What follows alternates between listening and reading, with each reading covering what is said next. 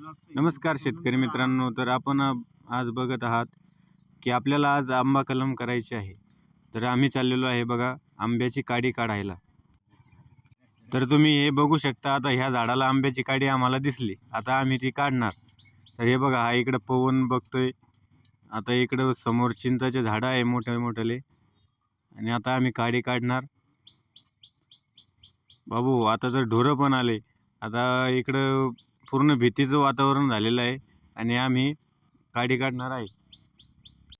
तर हे बघा शेतकरी मित्रांनो, ही आम्ही आता काढलेली काडी, हिला कलम काडी असं म्हटलं जातं. आणि आता आम्ही ही काडी घेऊन जे आपल्याला रोपं तयार करायचे आहे त्याच्यावर कलम करणार. आणि आता ही पूर्ण प्रकारे झाडावरून काढलेली काडी, आपल्याला फक्त झाडाचा शेंडा काढावा लागतो आणि मग खाली अशा प्रकारे पानं वगैरे पाडून घ्यावी लागतात.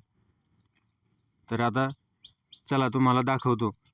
हे पूर्णपणे आता हे बघा, पावसात सुद्धा काडी काढावी लागते शेतकरी मित्रांनो. आता हे पूर्ण पाऊस आम्ही ओले झालेलो आहे, आता झाडाखाली बसून काडीचे पानं पाडतोय, म्हणजे काहीच ऊन वारा पाऊस काही बघावं नाही लागत. आणि आता हे तुम्ही बघू शकता, आम्ही आंब्याची कलम सुरू केलेली आहे. ही काडी घेतलेली आहे, हिला 22 टीनमध्ये बुडवलेलं आहे. आणि आता हे तुम्ही बघू शकता, हे झाड आहे गावरान.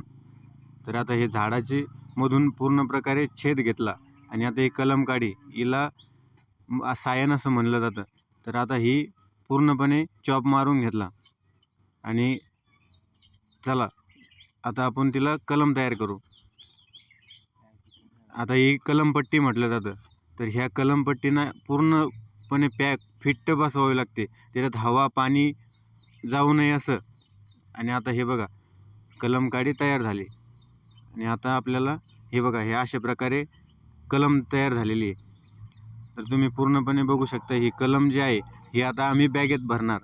आता हे बघा, बॅगेत भरलेली कलम. आता ही बॅगेत भरल्याच्या नंतर पूर्ण 21 दिवसाच्या नंतर फुटून येईल. आल्याच्या नंतर भेटू.